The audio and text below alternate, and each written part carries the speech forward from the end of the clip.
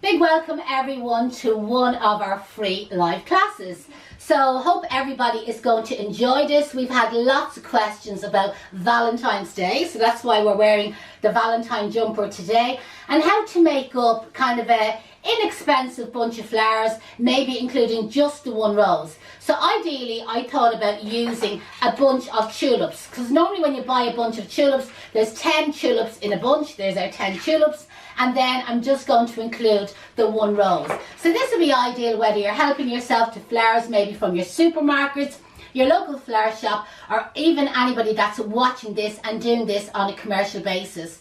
Now I'm going to keep this fairly fast today. I have a lot of the pre-preparation done, but just to be aware, we do cover all of this in slow motion, step-by-step tutorials showing you all the measurements, all the little tricks and all the techniques as part of our Module 2 course. Okay, so anyone that's watching, let us know where you're watching in from. Let's know what's the weather like. It's obviously really cold here at the moment, even though I'm in short sleeves. We just turned off the heating so that you don't hear the fan in the background for this particular live class. I am going to give you a list of what you're going to need, so if anybody has a pen and paper, you can write it down. Anybody that's watching and would like to watch this on the replay later on this evening, I'd recommend that you click share now, because you may not be able to watch this on the replay later on our page, but if you share it now, it'll be on your own page and you'll be able to watch it later on. Obviously, if you know somebody who's interested in flowers, I'd really appreciate if you tag them, and anybody that's in a flower arranging group or a flower arranging club, we'd really appreciate if you shared this video into your club as well. So anybody watching, Deirdre? Yes, a couple of people watching in there. Yes, and the weather seems to be fairly chilly everywhere. Yes, I think it is. Sure, it's winter, coming into spring. What do we expect, okay? So who's feeling romantic for Valentine's Day? So what materials are you going to need? So I'm going to use a roll of brown paper, and I already have my measurement cut. I'm also going to use this red fabric, satin fabric material that, do you remember I bought it in from Evergreen Silk Plants there a little while ago? I was saying it'd be ideal to make a pair of red satin knickers for yourself, you know, that way. It's absolutely beautiful, so I'm going to use some of that as well.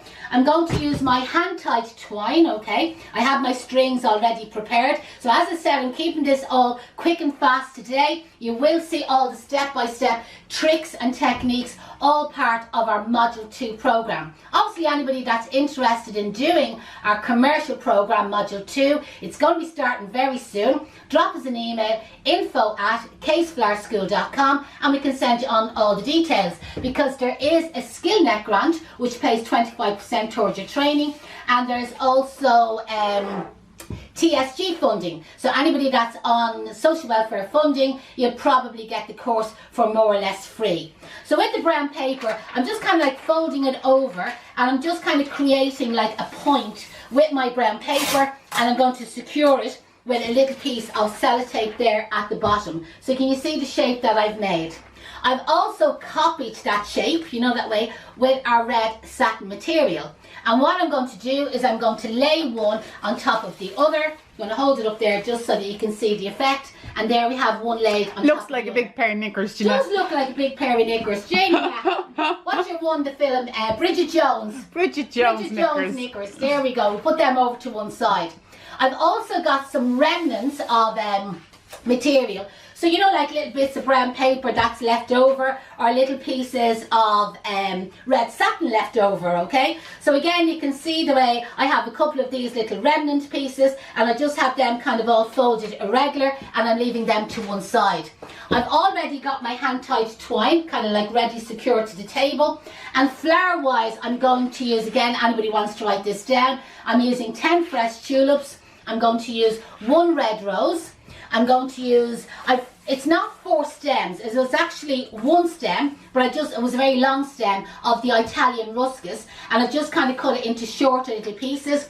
And I'm also going to use a little bit of bear grass. I may not use all of this bear grass, but just a little bit through it. So I'm just going to place my paper over to one side just so it doesn't get wet.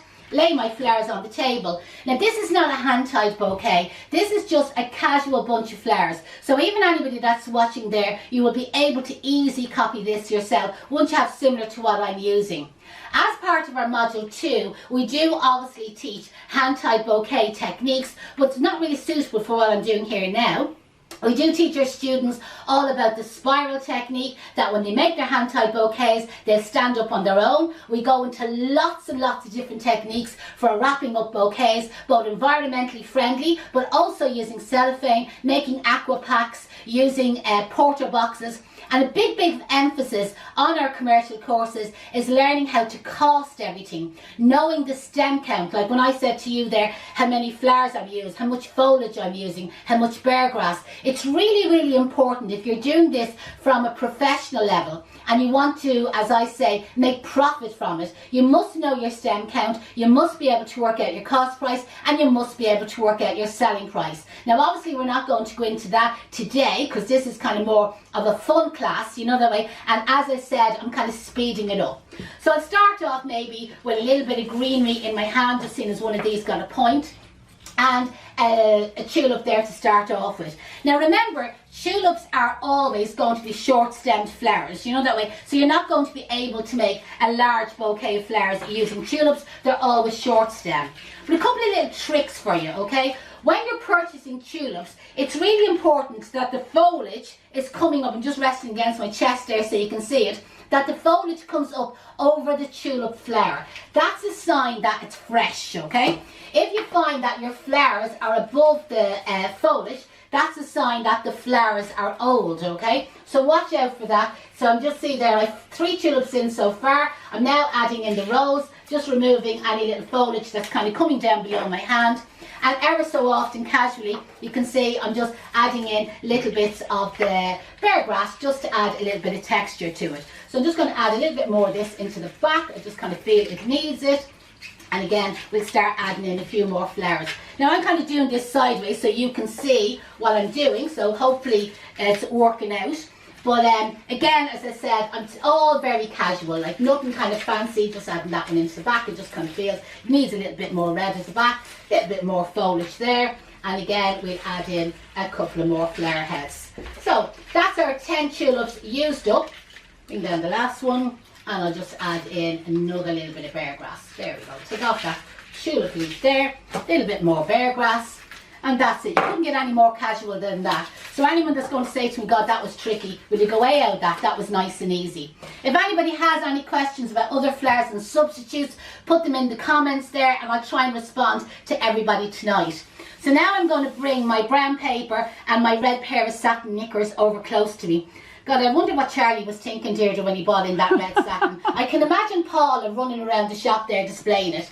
So now I'm going to rest my bunch of flowers down on top of my material, my background, and I'm going to fold over one side of it, bring it into the center, and then I'm going to fold over the other side and bring it into the center. Now anybody that has a sticker that says, you know what I mean, Paula's Flower Shop, Evergreen Silk Plants, whatever the name of your business is, you can actually stick your little sticker on there at this stage. So now what I'm going to do is my 2 hands, hand on the right, hand on the left, I'm going to kind of gather them all in. Can you see like this sort of effect? Okay, I'm going to take it up in my hand and then I'm going to gather it all together. Now the idea is being able to work with one hand, but we teach all our students this. This is all part of the program, learning how to work with one hand, okay? So we can all pull our knickers up with one hand, can't we, if we were really stuck? Remember the time I had a broken arm and I had to learn how to do it.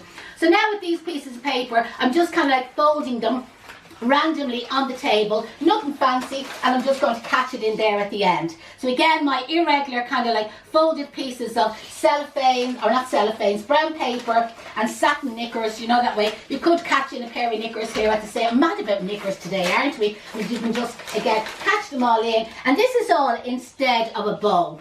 So again, to be a little bit more, I suppose, like environmentally friendly as such, you know the way, it's just kind of like something different. So just using up again the remnants of brown paper, our fabric ribbon, and you could use absolutely anything that you happen to have, you know that way, whatever you fancied yourself. And this is, as I said, is going to be instead of a bow. And you don't have to use as much or as little, you can, it's completely up to yourself what you decide to use.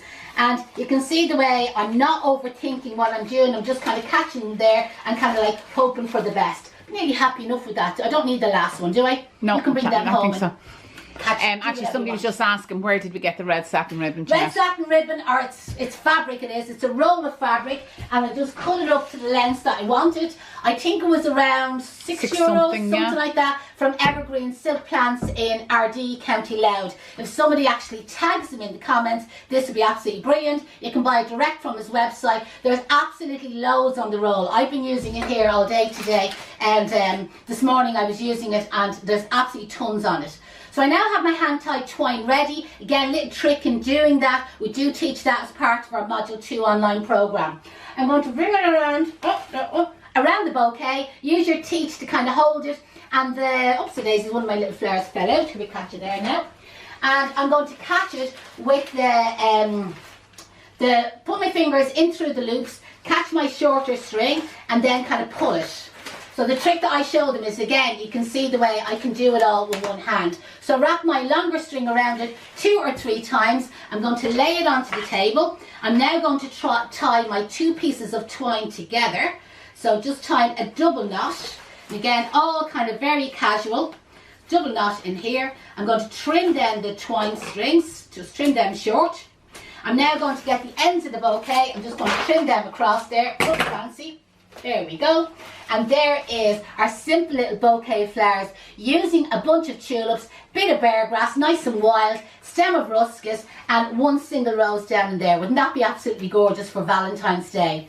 So hope you enjoyed that class. Again, just to give you some more information, on our Module 2 program, we cover hand-tied bouquets, we cover presentation bouquets, we show you how to wrap up single flowers, we show you more expensive ways of wrapping up bouquets, we show you environmentally friendly ways, we cover the aqua pack, that would be your bubble of water, we cover the porto boxes, we show you using brown paper, tissue paper, cellophane, like we cover all of the different methods. Again, it's all about the costing, the selling prices, the wholesale prices, and the stem count. But that's just one section of Module 2.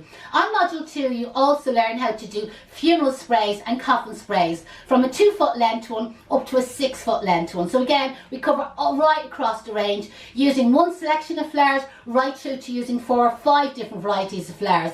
And then we also cover all the different styles of funeral tributes.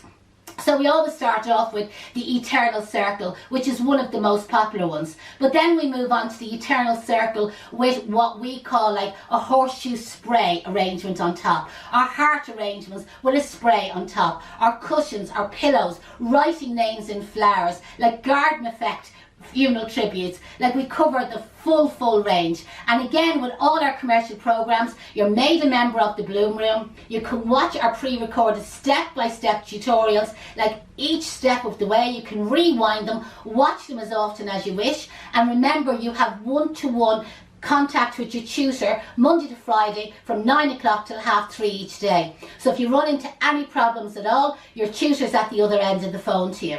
If you want to take photographs or video any of your work and send it on to your tutor for feedback, help or support. If you run into a problem, if you need advice, you need absolutely any help at all, your tutor is there to help you. And obviously for our overseas students that are on a different time zone, or again our Irish English students on the same time zone, but maybe you're working during the day, you still have that access to your WhatsApp to your tutor at night time or the middle of the night, just that you won't get an answer. So you can still be sending on your work outside hours, you can still be voice messaging your questions, you can be text messaging your questions in, and they'll all be answered the following day between 9 o'clock and 3:30. If anybody has any questions at all about any of our courses, drop us an email, info@caseflowerschool.com.